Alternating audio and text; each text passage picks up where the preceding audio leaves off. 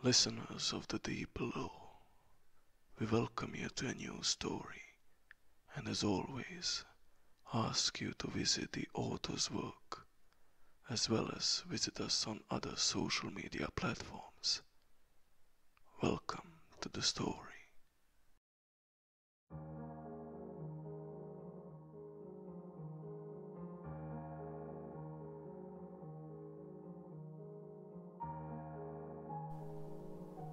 It's hard to be the middle child. It's worse when there are 4 other siblings you need to compete with. And it's harder still when you come from a family like mine, where the standards for success are incredibly high. Let me put it into perspective for you. My father was a hard ass, a decorated US Navy veteran. He had no use for nonsense in our house. Every inch of the home was scrubbed spotless. It felt more like a museum than a home, really. He set curfews for everything. Up and ready to leave for school at 5:30 a.m. on the dot. Home by 3:30 p.m. Chores finished by 5. No exceptions. Dinner at 6. Lights out at 7:30. We were on time. Every time. None of us ever did find out what happened if we were late. I guess we were all too afraid to cross him. My mother was an English professor, and I do not just mean she was a professor in the field of English. I mean she was from England.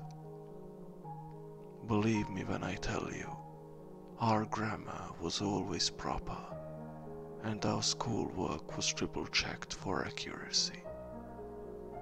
Every one of us got straight A's on every report card. Even though Dad was intimidating, Mom was the last person you'd ever want to cross. After our father passed due to a heart complication, my oldest brother decided he would follow in the old man's footsteps. He joined the Navy right after graduation. I'm proud to say that he's served our country ever since. He's climbed his way through the ranks like a machine and received every bit of commendation he deserves. Currently, he sits pretty high on the totem pole, military hierarchy-wise. The twins came after him.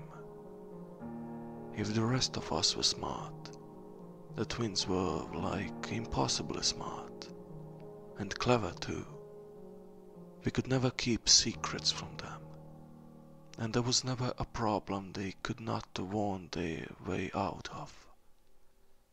Though they could have easily coasted in life on their looks, the twins decided to go to law school together. After putting in their time and cultivating both experience and connections, they opened up their own law firm and now practice as partners.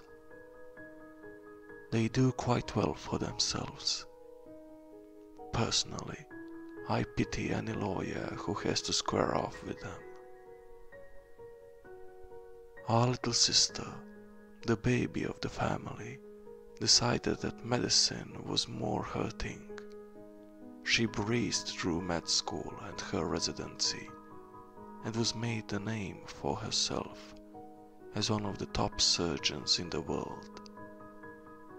She may not own a hospital, but with what they pay her to do her thing, she could sure as hell buy one.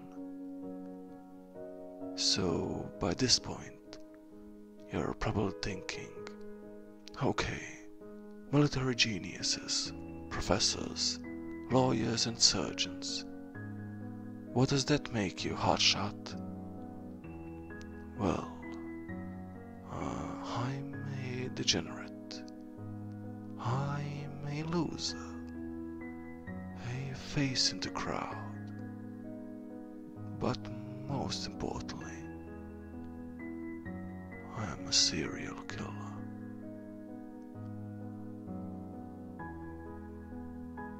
That's why you're here, kiddo. The whack on the noggin, the zip ties and cloth gag. Any of this ringing a bell? Look, I'm gonna need you to nod or something. Let me know I did not scramble your eggs too much. Otherwise, this whole diatribe is just kind of pointless. I mean, if I'm talking to a vegetable, I'd rather just finish a job and move on with my day. I do have other things to do today. Laundry, a little cleaning, catch up on the Mandalorian. I hear Boba Fett is coming back. Hello? Is there anything rattling around in that swollen melon of yours? Last chance to show me you're still alive in... There you are. Thought I'd lost you for a bit there. Try to stay focused, yeah? Not done with my story just yet. Okay, so don't get me wrong. I was just as talented as my siblings, academically. But when it came to a choice in career, well, I just couldn't find my niche. And after college, I stayed at home for a few years. It wasn't on purpose or anything. It was just that nothing I pursued, career-wise, really held my interest. I had a theoretical physics degree, but let's be honest, a degree in theoretical physics really only qualifies you to teach theoretical physics. And forgive me, but molding the minds of young adults really isn't something I ever wanted out of life. Mother rode my case about my life's direction day after fucking day. And I know, eventually I got sick of it. I snapped. I broke. I glitched out the tad and drove a kitchen knife into her chest. Then I dragged that sucker down hard until the blade was in her pelvis and her guts were spreading across our custom dining room floor.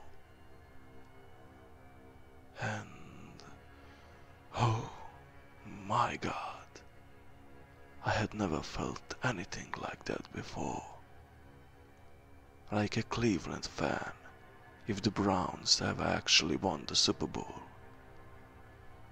Like ecstasy, orgasm, chocolate cake inside a goddamn firework. It scratched an itch I didn't even know I had. Somewhere deep down, prostate adjacent. Since then, I've been doing my thing, finding unlucky folks like you who tickle my peaches bringing them home and playing with their insides. Don't worry, I'm not a total fucking pervert. I solemnly swear not to do anything sexual with your remains. Though, what good is the word of a sadistic murderer, really? Anywho, let's get on with what we came here to do. I'm gonna cut you loose and take that nasty rag out of your mouth. I'd like you not to scream. I'm kidding. Please scream and fight as much as you can. It'll make carving your heart out so much more fun.